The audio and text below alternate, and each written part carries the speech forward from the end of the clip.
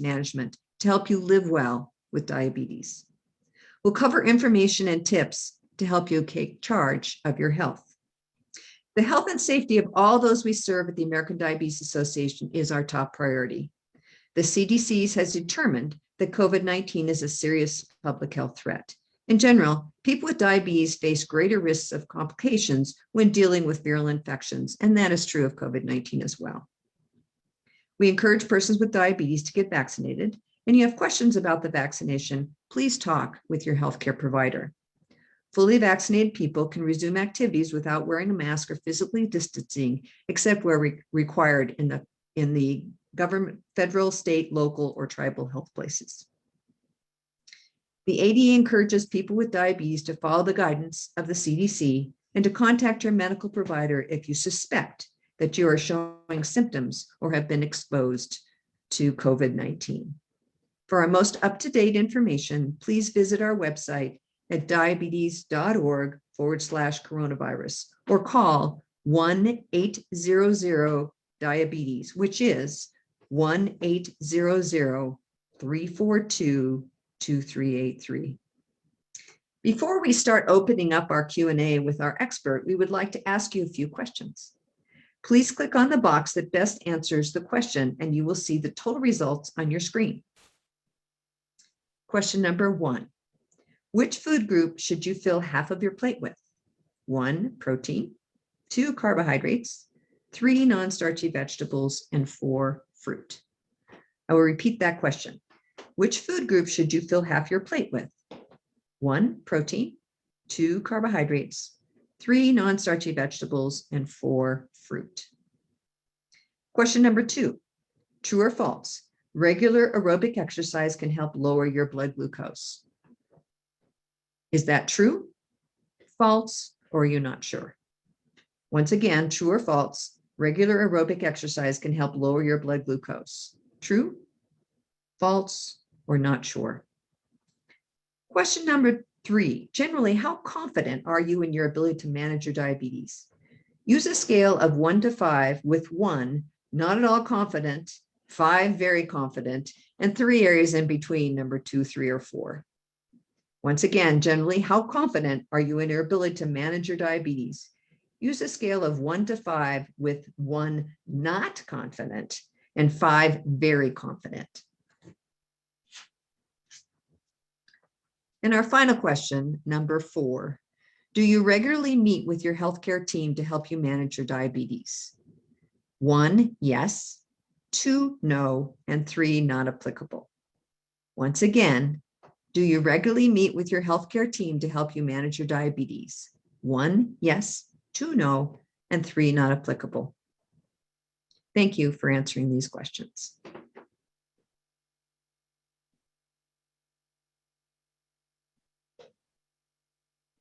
So here is our percentage of answers, which is kind of fun to see and see where you fell as well.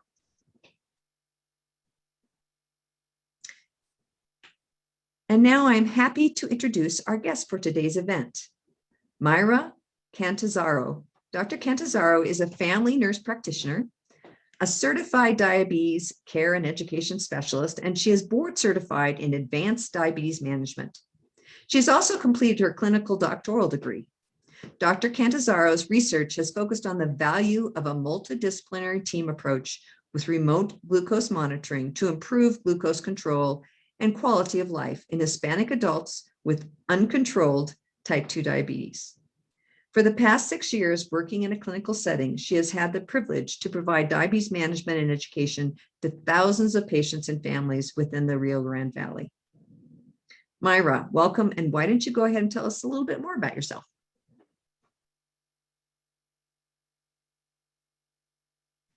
Oh, sorry. It's a great way to start. Muted. Sorry.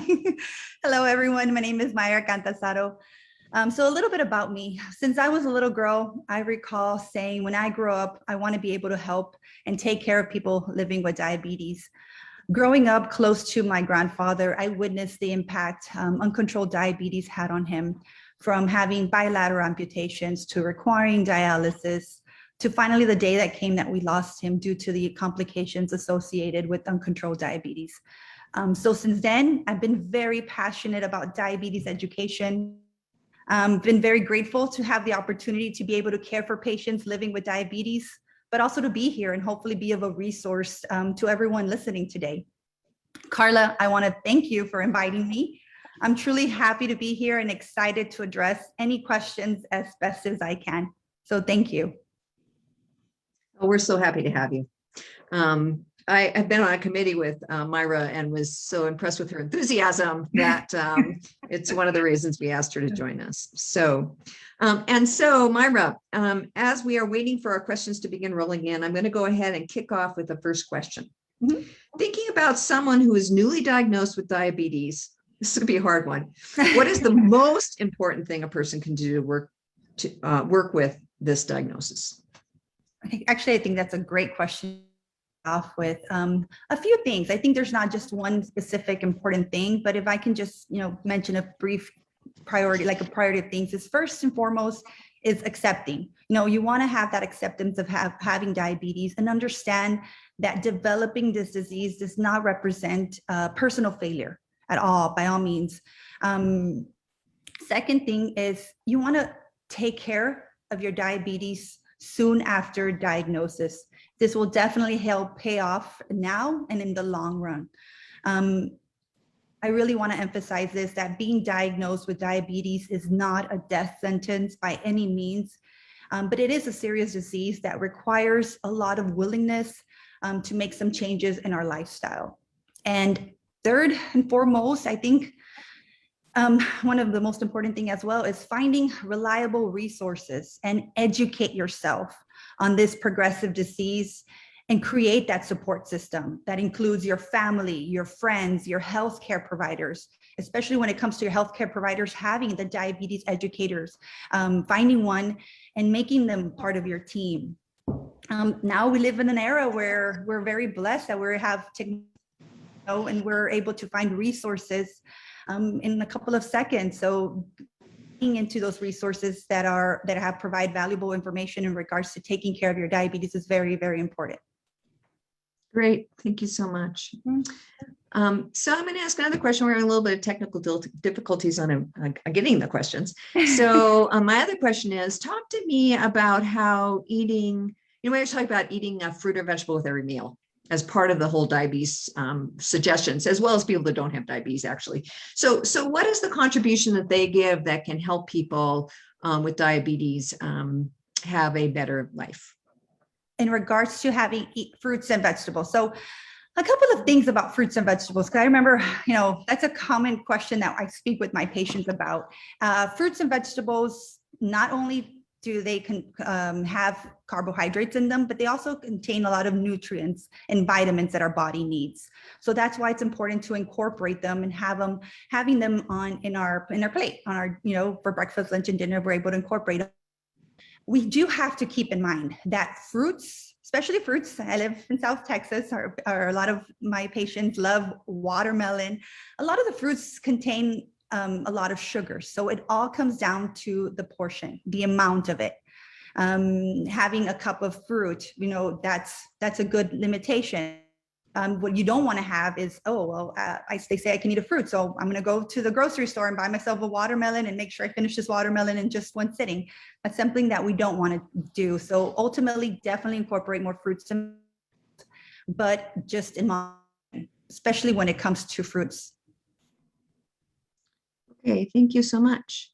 And what about lean meats? Why do we push the lean meat concept? I'm kind of going over the nutrition pieces first. So why do we do that? So lean meats don't have carbs. They very, seldomly have carbs. So they're not going to impact our sugar levels. Help, fill us up. Okay, that sounds good. So there we go.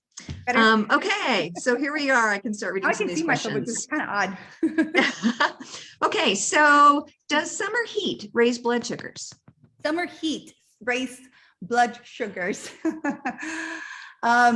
Definitely not going to cause a sense of stress, which if you are stressed out, that can increase your blood sugars, but overall just heat and no. So what about if a person is dehydrated?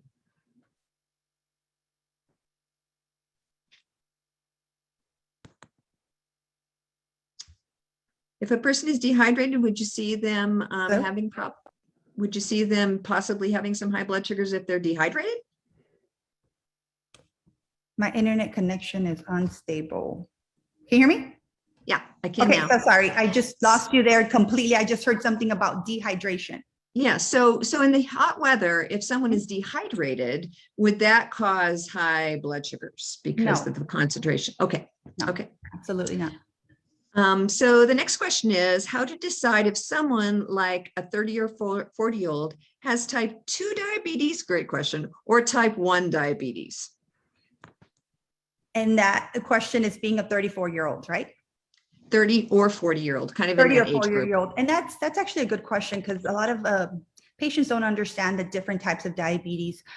First and foremost is once you do get diagnosed, type 1 is often seen in the younger population, but that does not mean that a person who has who's 30 years or older, even 40, they can have some antibodies and autoimmunity that can be related to type 1 or different types of diabetes.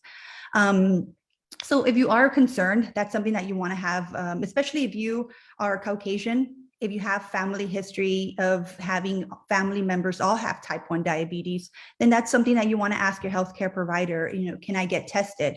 And they will be more than happy to run those tests to see if you have type 1 diabetes. But majority of the population has type 2 diabetes. If you are a little bit overweight, you haven't been very active with exercise, then that's, more than likely chances are there's going to be type 2 diabetes. And I think another hallmark of that is if you soon go on to insulin without being able to manage it with any kind of oral medication, that's another red flag that maybe you should be tested and ask your provider. If you're unable to manage it with all these oral medications they're throwing at you and you need insulin quickly within the first year or so, that would also be an indication.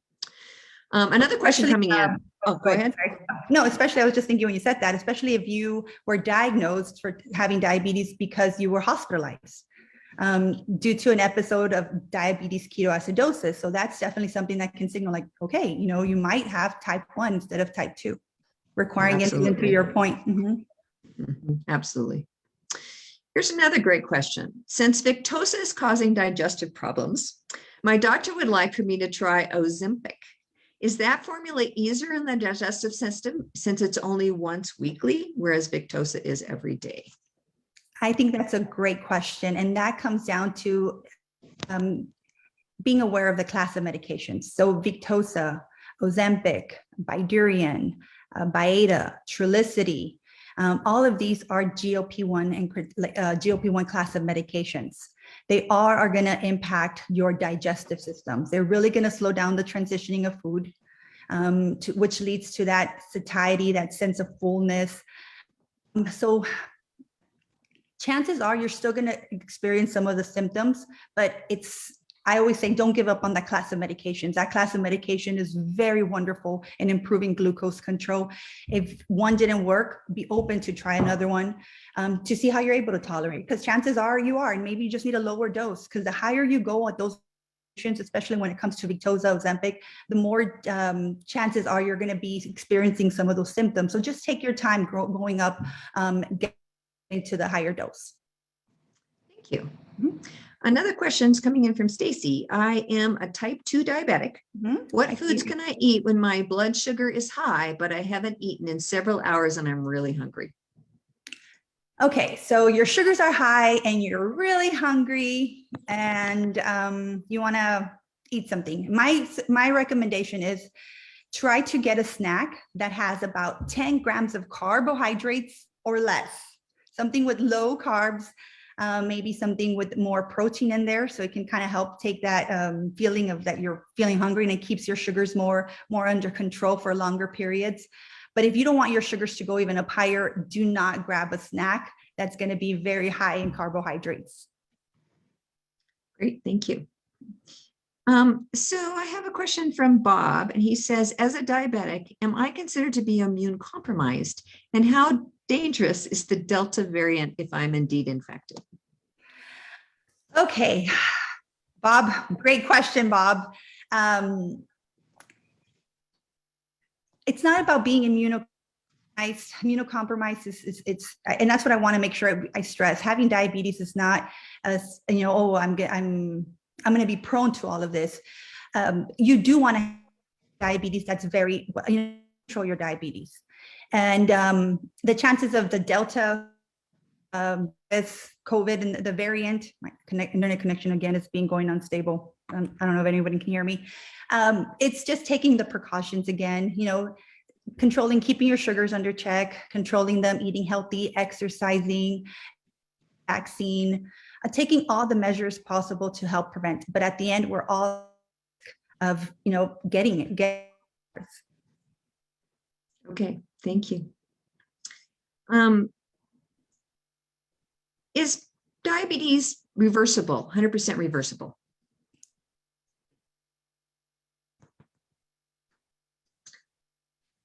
And Mayra is unstable right now, so I will answer that question. It is managed, so it's 100% managed. That's possible. So you can manage it well, and if you're managing it, you don't have any consequences from having been diagnosed with diabetes. However, if you don't manage it, or let's say you lost 15 or 20 pounds, you started exercising, you're eating healthy, and your blood sugar normalized.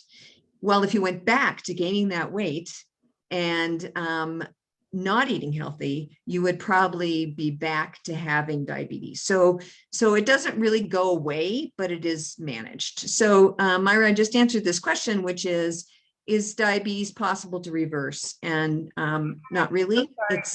You can manage it. So we got through that question. Okay. So I don't know if it's the area where I'm at. I'm so sorry, in my house or what it is, but I'm just going, or we're going to have bad weather. I apologize. You just froze completely. And I was like, am I talking to myself?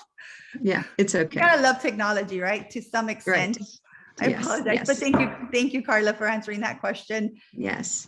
I have a question from Susan. My blood sugar tends to be 144 to 165 first thing in the morning, and the monitor says that is high. How can I fix it when all I've been doing is sleeping? I love that question. That's actually a great question. So first, foremost, you want to, your fasting sugars in the morning should be between 90 to 130. And there's a lot of factors that can contribute, that you want to troubleshoot. First and foremost is, did I have a late night dinner? Or before I go into bed, did I have a snack? So a lot of times, you'd be surprised. A lot of us tend to have a little snack before we go to bed. We can be watching TV and you're like, oh, let me just grab a little bit of bowl of cereal or fruit. And that can impact your sugars for them to be elevated in the morning. Another thing that's very important that I stress to my patients is, especially if they're on insulin, is making sure that their sugar is not dropping in the middle of the night. Because if it tends to be dropping or it tends to go low, then your liver is going to start producing sugar. And then you're going to wake up with the sugar a little bit more elevated in the morning than what it should be. Great. So I think it's a hard balancing act. It's kind of like juggling, because there is also something called dawn phenomenon, which means that sometimes people get a little growth hormone in the morning, even if you're not growing, and your glucose will go up a little bit. And really that has to be problem solved by changing the medication that you're taking, exercising a little later, those kinds of things. But we have kind of the same question here coming in from Joyce. And how can you prevent the liver dump, which is what she calls it, in the early morning? I am type 1. I tried splitting up my dose of Atlantis, and now I'm taking it early in the morning, 8 a.m., still dealing with high levels when I wake up. So any suggestions? Suggestions in that is, you want to also talk first and foremost, make sure you bring this up to your healthcare providers.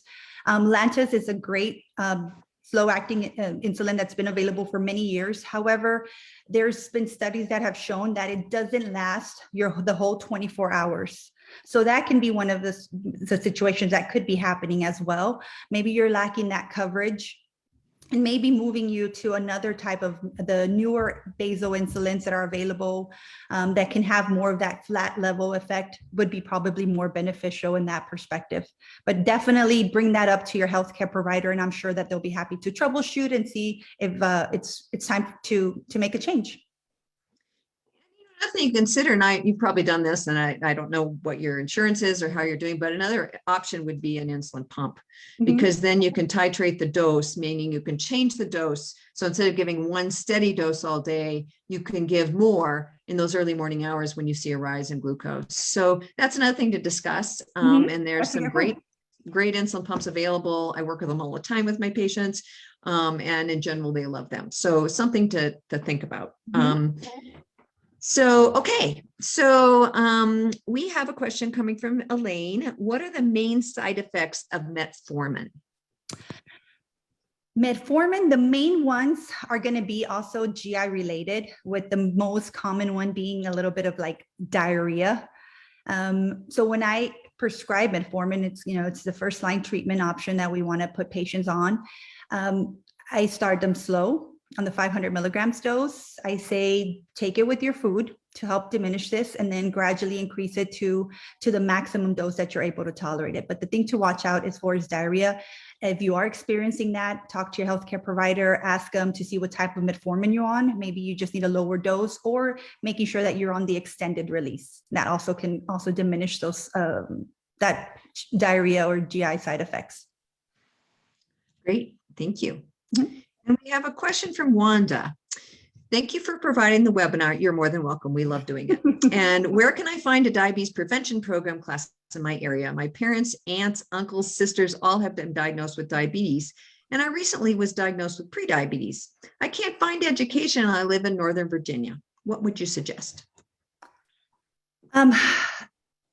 Resources online now with technology and telemedicine. I know if we live in an area where we don't have access to an institute where they have healthcare provider like diabetes educators, where they have programs set up, a lot of them have incorporated now telehealth. So I would recommend going to the resources for the American Diabetes Association. That's key. And then also for the American Diabetes Educators Association as well, for the ADCES. Yeah, great. Thanks. A question coming in from Catherine. Hello, I'm recently diagnosed with type 2 diabetes, and I pick up my testing supplies tonight. I've made appointments with my doctor and endocrinologist and diabetic nutritionist. In the meantime, now what? So from what I understand, this question is you're waiting for your appointment with your endocrinologist and your healthcare providers. Okay. First, you want to make sure that you're already on medication. I'm sure your primary care provider have already, started you on something. Start taking it as indicated and start monitoring your sugars. I would recommend monitoring your sugars fasting in the morning, early when you wake up, and your target glucose levels should be between that 90 and 130 range. Keep a blood sugar log. You can also start monitoring before your meals or 2 hours after. So that way, when you go see your endocrinologist, you can have that information already, data for them. Like, this is what I've been taking, and here are my blood sugar logs. So they can kind of identify if it's working or what's not. And also, start learning certain foods, certain lifestyle changes that you can start incorporating, because it's never too late, and you can start taking care of your diabetes starting right now. And maybe mention a few of what are those things. We talked about eating healthy. What about exercise? Was that a big part of this? Huge. So physical activity is a big component. Especially wanting to what we call like type of exercise that we call cardio. And it doesn't take too much work. People sometimes when we're like, oh, you have to exercise, they're like, they associate like, I don't have time for that, or it's too much. And it can be as simple as walking, swimming, dancing. Just find whatever activity you enjoy and you want to do it. Start off slow. Sometimes I tell my patients, I get it, we are busy, and sometimes that's in the least of our priorities, but we need to gradually incorporate it. And even if it's just 5-10 minutes right now, if you can give me that, that's great. And then gradually increasing those increments until you get to your goal that you need to. So small little changes, but on a daily basis, it goes far. There's a great YouTube on 23.5 hours. Oh, really? And it basically is, you have 23.5 hours to do whatever you want to do. You just need to exercise for 30 minutes. I love that. I love the concept, because when you really think about it, you think, we're all too busy, but yeah. maybe you watch a little news in the evening, or something where you get on an exercise bike, ask for that for Christmas. I mean, I think there are ways around it, and I would talk to your diabetes educator maybe to help you figure out how to make that work for you. That plan. Yes. So we have a question coming in from Aaron. I have had diabetes for a long time, but just learned about what is actually happening inside my body. I was so worried about following my management plan that I never learned the why. What are some things that doctors might not usually tell people with diabetes that they should know about what is actually happening and why you need to do these things? Not just you have diabetes and do it, it's why. So the one way I like to explain that to my patients when I tell them about diabetes is our key now we're having a better understanding of what's affecting diabetes and how we're getting. This is a really complex disease, but ultimately it still goes down to our main key organ system, which is the pancreas. So this pancreas is what's responsible of releasing insulin. So I like to describe it to my patients. It's like, all right, you have this wonderful pancreas, and let's put it as he's your worker, and you've been working him for such a long time. And the more he works, he's just going at it, trying to pump out insulin.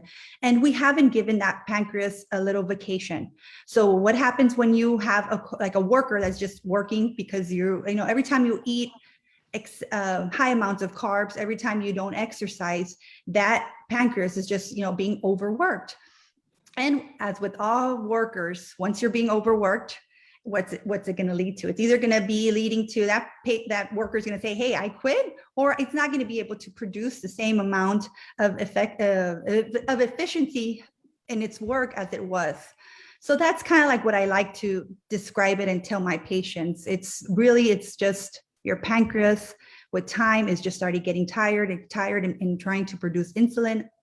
And it's just been that aspect. Okay. Mm-hmm. And so if you're not producing enough insulin, glucose goes up, which is why everybody is diagnosed with diabetes, right? Glucose is high. And how does that glucose, what does it do? It's running around in our bloodstream. Does it just stay in the bloodstream or does it get stuck on stuff? What happens to it? So with insulin, that's where insulin comes in place to actually help absorb that glucose. So that glucose can go into our cells and we can use it efficiently for energy. So that's where that comes into place. But if we don't have enough insulin, what happens to the sugar? So your sugars just keep going higher and higher. You start having the symptoms of hyperglycemia, like you're getting very thirsty, you're needing to urinate a lot, and you're even losing weight. Okay. And that sugar can get stuck on stuff too, right? It can get stuck on your kidneys, kind of get incorporated in the kidneys. It can get incorporated in the eyes. I don't actually think there's a part of your body, except maybe the muscle tissue, in which there isn't this ooze of glucose going in. So that's kind of one of the whys, is that it's not just the number you want to get down, but the reason you want to get the number down is to prevent any long-term damage. And the example I use, I loved your example of the worker, but the example I use is if you took a little bit of sugared Kool-Aid and you threw it on your computer, on the keyboard, you just a little bit, you could kind of clean it up, and a little bit more, you can kind of clean it up. But if you took the whole glass or a concentrated glass and threw it on your keyboard, it would stop working because it would be sticky. You get sticky too. So you just don't want to pour too much glucose in there. Yeah. Okay. This is a great question. This comes from someone who I believe's child probably just got diagnosed with type 1 diabetes. So it comes from Anne.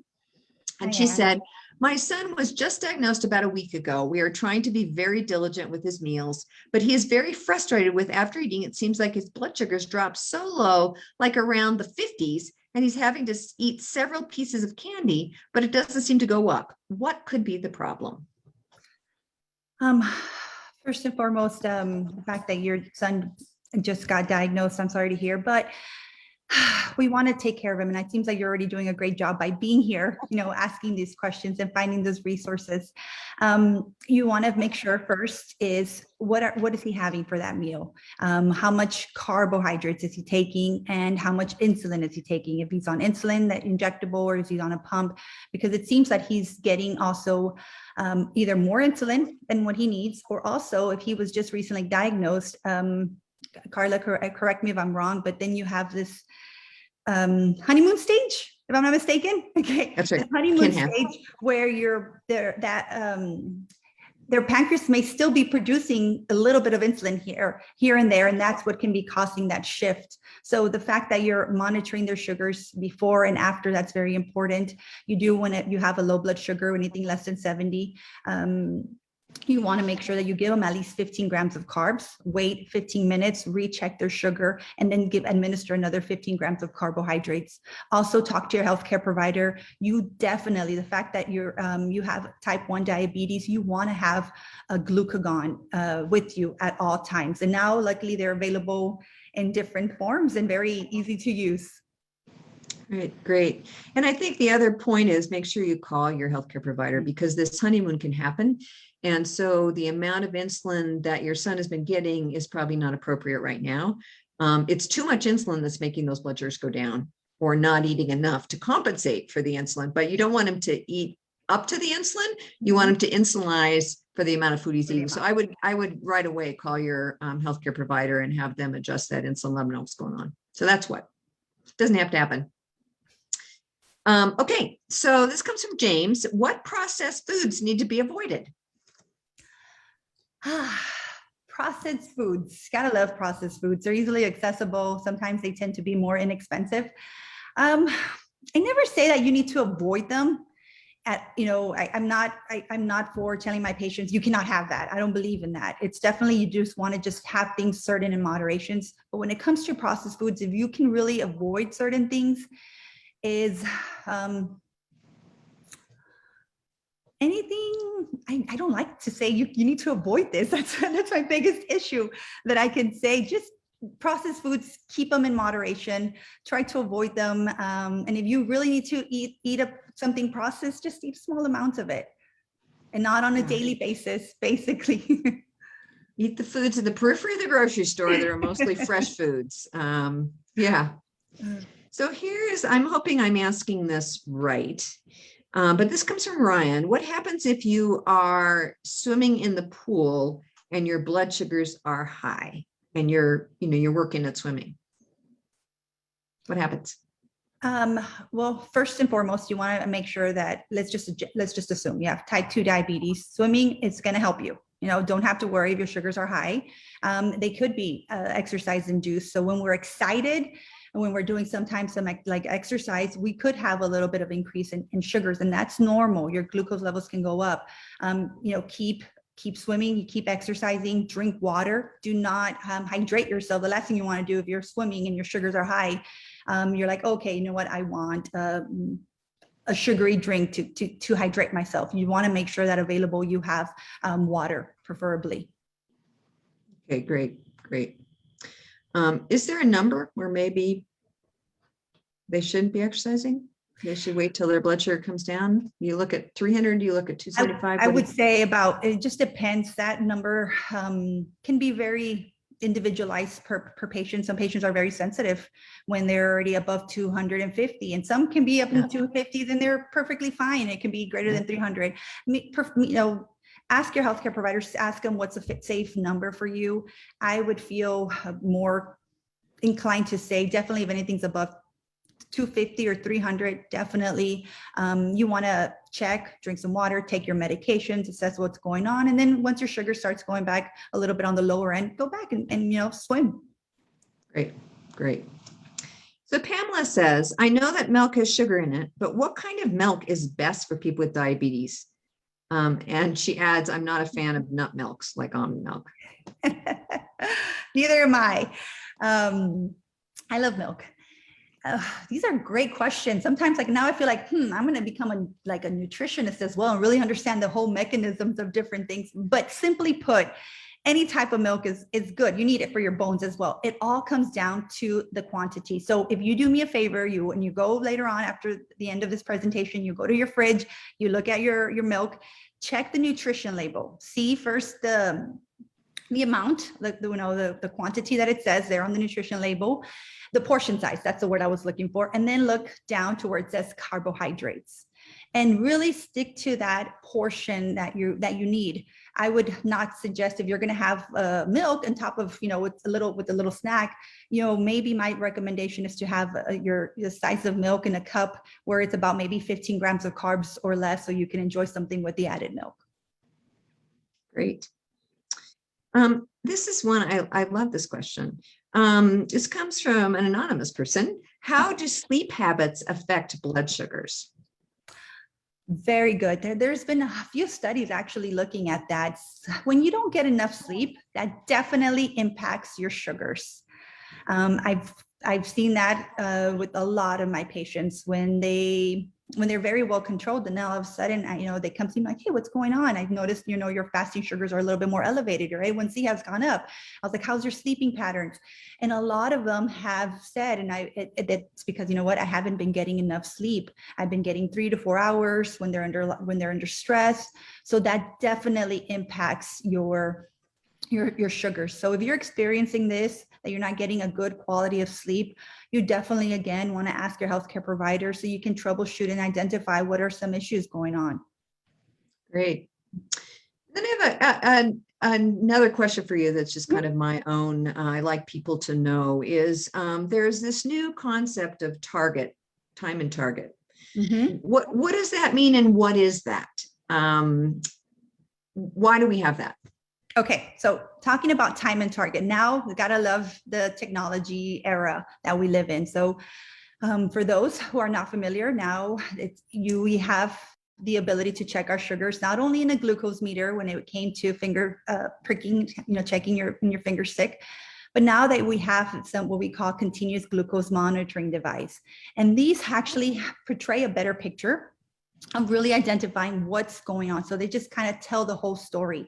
And that time and range that we're looking, especially if you have that device, is you're trying to aim for that 70% or more when it comes to that target and range, meaning, and everyone's target and range can be different. It just depends on your settings, but preferably it should be between that. I think they're all pretty much set standard. If you don't move it, it's between that 70 to 180 range, and that's considered your time and range. And 70% of your sugars, and within a 2-week period, should be in that range that we're looking at, because a lot of things happen day to day. And more is better, but it's hard to do. It's hard to even get 70% time and range, but that's the goal.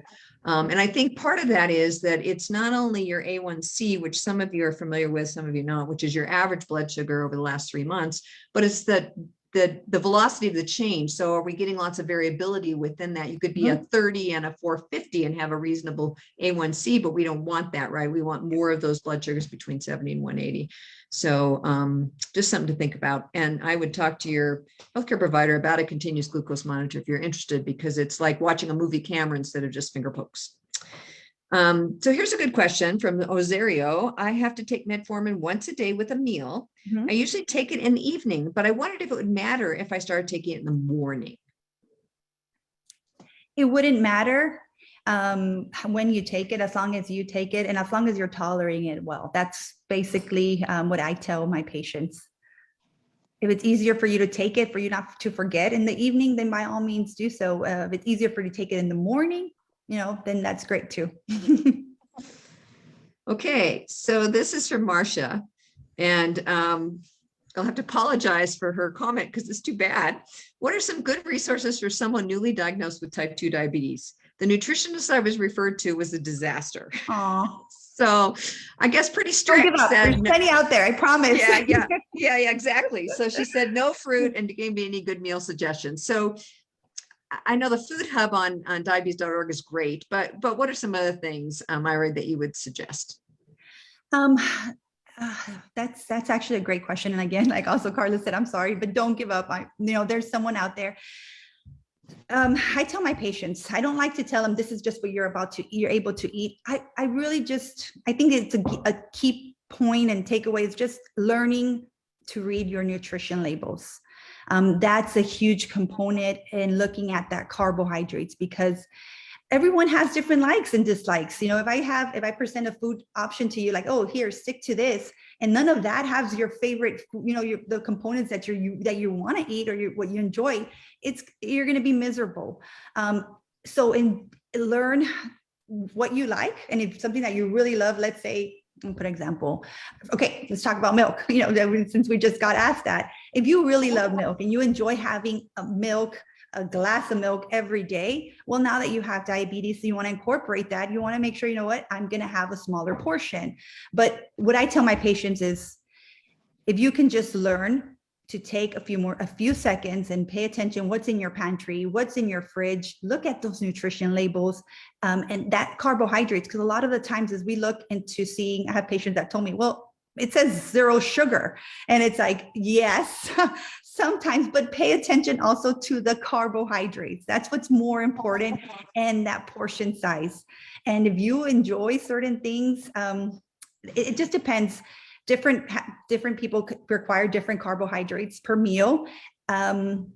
My rule of thumb and what I educate on my patients sometimes, depends on who they are. I call it kind of like the rule of 30. If they're really looking forward to controlling their sugar and they really want to lose weight, I say, if you can do me the favor of making sure that at breakfast, lunch, and dinner, you stick to at least 30 grams of carbs, you're going to be good.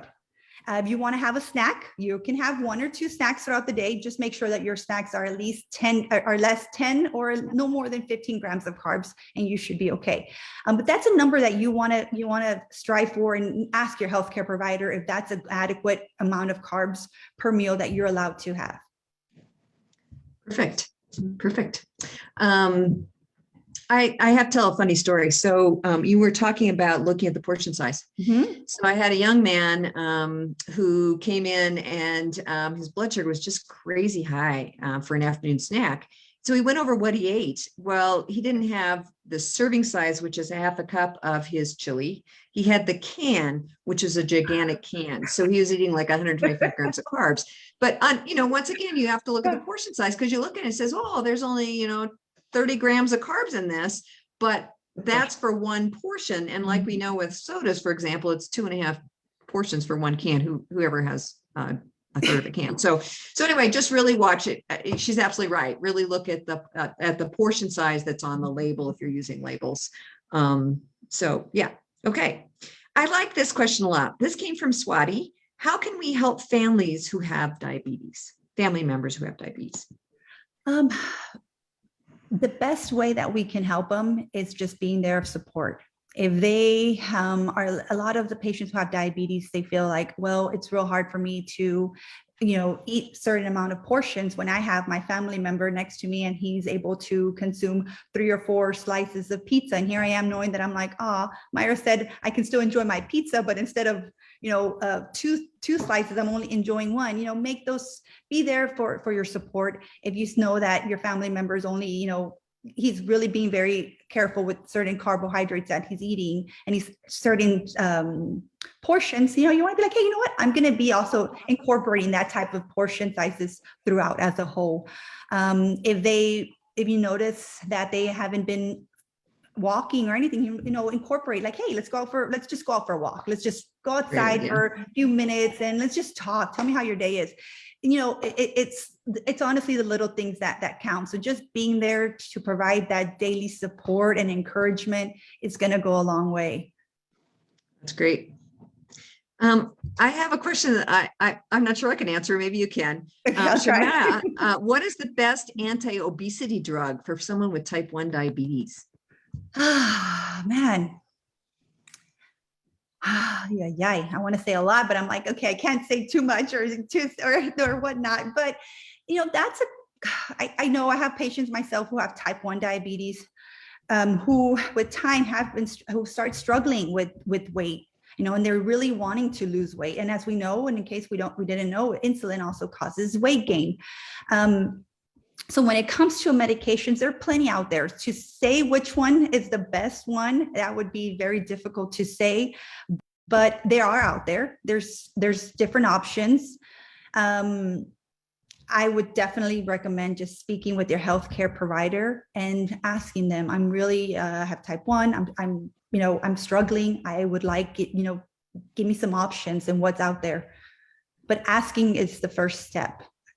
Absolutely. That's a great answer. I think the provider that knows you would be most helpful. Yeah. So we kind of covered this, but not really. Tanisha wants to know, is there a test that can be completed to inform if you have type 1 or type 2 diabetes, or is it all trial and error? No, actually, there's different types of ways of having diabetes diagnosed. The most common way is by the hemoglobin A1C. That's what more myself and in the clinic where I work, we routinely do that. So like Carla, you mentioned earlier that A1C gives us your 3-month average. I love sometimes how patients come in and they're like, the A1C is a little elevated. And they're like, oh, it's just because I ate yesterday and I had a big meal. Like, no, this is your 3-month average. So ask your doctor, especially if you want to get screened for diabetes, and ask for that A1C. Know your numbers. And that A1C, if you have an A1C greater than 6.5, that's already having diabetes. If you have an A1C between a 5.7 to a 6.4, you're in the pre-diabetes stage. Anything less than 5.7, you're in the green zone, basically. Great, super. And here's a good question from Swati. Can diabetes cause heart disease? Definitely. 100% yes. And that's the reason why a lot right now, medications, they're also being looked at for not only improving your glucose levels, but also are these medications that are also going to be helpful and preventing cardiovascular events. So yes, knowing that you have diabetes or a loved one has diabetes, they are at risk for having cardiovascular complications. And that's why it's very important to really get those sugar levels under control in a good way. Not in a bad way, because you can easily control your sugars by having them being on the low side, and we don't want that. But in making sure that you're on the right medications that also help protect your heart. Thank you.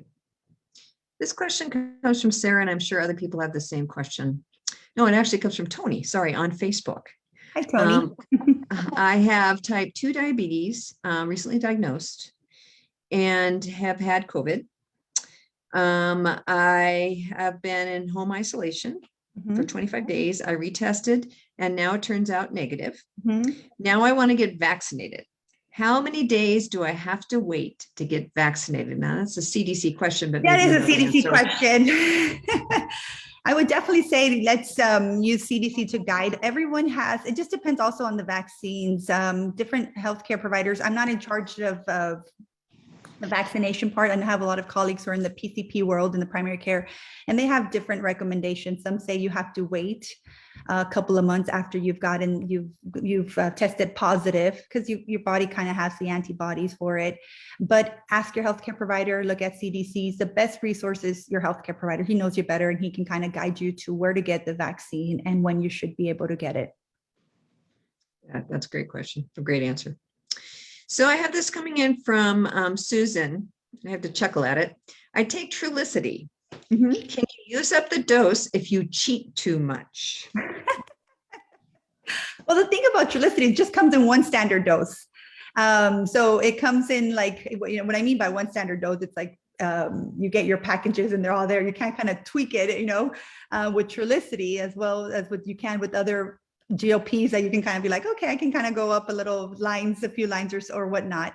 But if you are feeling that Trulicity is not working, or it's kind of, because one of the things of the GLPs, Trulicity is a GLP, is it really helps with that satiety. It helps you eat small amounts and you kind of feel like, oh, I feel full easy. And let's just say you're on Trulicity 1.5 and you're noticing that your sugars are going up, you're being able to eat a little bit more than what you should.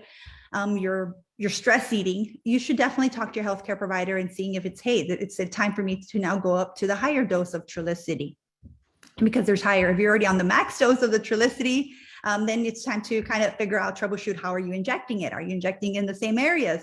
Main thing is, when it comes to any injectables, keeping in mind when we say alternate, we mean not just in two different areas. We mean alternating all around, where you have a subcutaneous, which is a little bit of like kind of like love handles where you want to inject it. So move it around so you can make sure that the medication is being absorbed. And one person, anybody can overeat any of their meds, meaning that you could be taking insulin, and if you continue to eat more than you are probably is reasonable, you will need more and more insulin. That is true of these other agents as well. So you can overeat any of these medications so that you end up needing more medication or more of that medication. I don't know if that was your question, but that's an answer. Okay, so this comes from Catherine. We hear the words ketosis, ketogenic, and ketones. What's the difference? And what are they? Are they really any difference? It's just a difference kind of stays in the way they, how they're used. One thing that I do want to stress about having, there's a lot of diets out there. A lot of my patients have asked me about, keto diet. You want to make sure that if you are looking to go into a keto diet, basically means very low carbs. Talk to your healthcare provider, seeing if that's something that is adequate for you. I know when we hear the words keto as a healthcare provider, especially if you're type 1, that's something that we don't correlate very well with. That's like, we don't want you to have spilling out ketones in your urine at all. So you want to have the proper amount of carbs because that's your energy source. But talk to your healthcare provider and see what kind of diet, and if a keto diet is what you're looking for, have that conversation with them and seeing if they can guide you and see if it's a fit for you, for your lifestyle. So we also have someone here that's concerned because they feel like it sounds like we're just talking to people with type 2 diabetes, because people with type 1 diabetes, if they lose weight, it doesn't manage their diabetes, right? It can help, they might need less insulin, but it's not a cure for them because their diabetes is different. So why don't you kind of clarify for everyone the difference between type 1 and type 2 diabetes. And type 1 diabetes, you have to take insulin. You can be dotting all your I's and crossing all your T's, and you still have to take insulin. So kind of explain to everybody why that is and what the difference is. So type 1 diabetes, it's more your pancreas stops producing insulin. So you are now faced with that responsibility of having to administer the insulin to help, every time you have your certain meals.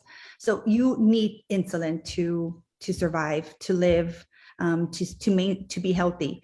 As type 2 diabetes, it's like I mentioned earlier, it's kind of like your worker, you overworked it and it's kind of getting tired or it's about to quit on you.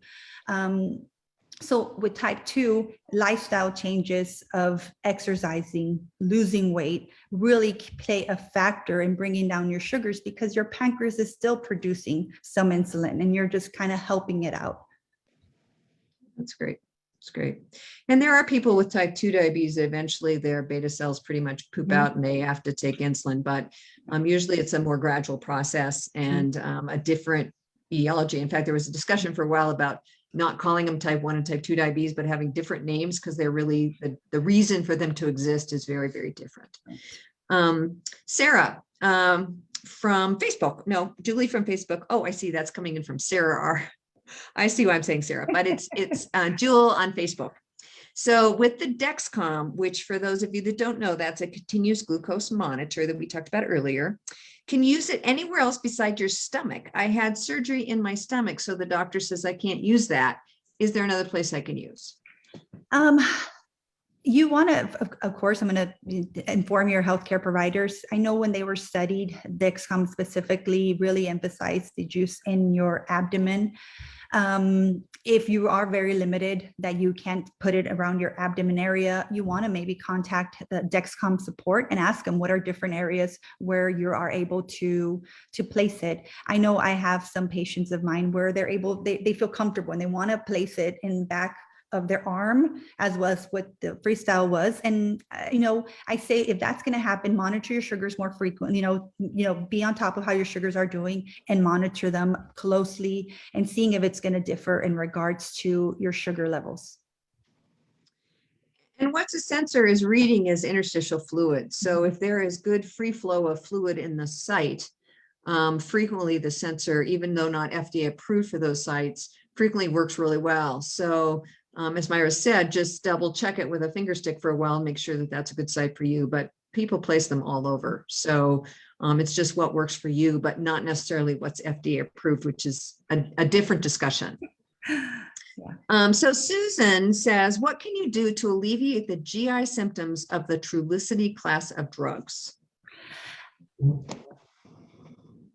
Very great questions. One of the questions that I really enjoy is because you want to, I'm going to say the way I kind of educate my patients on this, I kind of call it like a little mini gastric bypass. You know, I always say, do you have a family member or know of someone who had gastric bypass? And a lot of my patients say, yes. And I was like, what happens? They can only eat small. They eat small amounts. If they overeat, they're going to feel those GI symptoms. And that's the main thing when it comes to Trulicity or the GLP-1 medications is you want to eat small, frequent meals. You don't want to eat a very greasy, fatty meal all in one sitting and large portion of it, because chances are you are going to feel bad. You're going to feel nauseated because it provides that sense of fullness, which often gets mistaken for that symptom of nausea. But small, frequent meals, if you are going to want to eat something greasy or fried, just a smaller portion. What I say is take a few bites, have a sip of water. If you still feel like, hey, I still feel a little bit more hungry, go grab a few more bites and just nice and slow. Great. Well, I hate to say this, but I think we are out of time. We have more than 100 questions in the queue. I would love to answer them Yes. all. So sorry. This wraps up our last question. A few items before we close, though. If you could give us the 3 takeaway messages you want people to most remember from this session. One, find your support system. I can't stress enough. Find the support system that includes your family, your loved ones, your healthcare providers, your diabetes educator. Learn as much as you can, every day. Don't give up on learning, finding those resources. Second is learn to read a nutrition label, look at that portion size, look at the carbohydrates, and find the right amount of grams of carbohydrates per gram that you're comfortable with per meal. And snacks, make sure that when it comes to snacks, small, low carbs, less than 10 or 15 grams of carbs. Incorporate physical activity any way or form. Go dancing, go swimming, just incorporate that. And you can, don't give up. Don't give up on yourself if you have diabetes. This is a disease that you can definitely control. Thank you. Whether type 1 or type 2, actually. Yes, whether type 1 or type, yes. Yeah, using all those components. The difference with type 1 diabetes is you always have to inject insulin and kind of finagle that. But those are great tips for anyone with diabetes.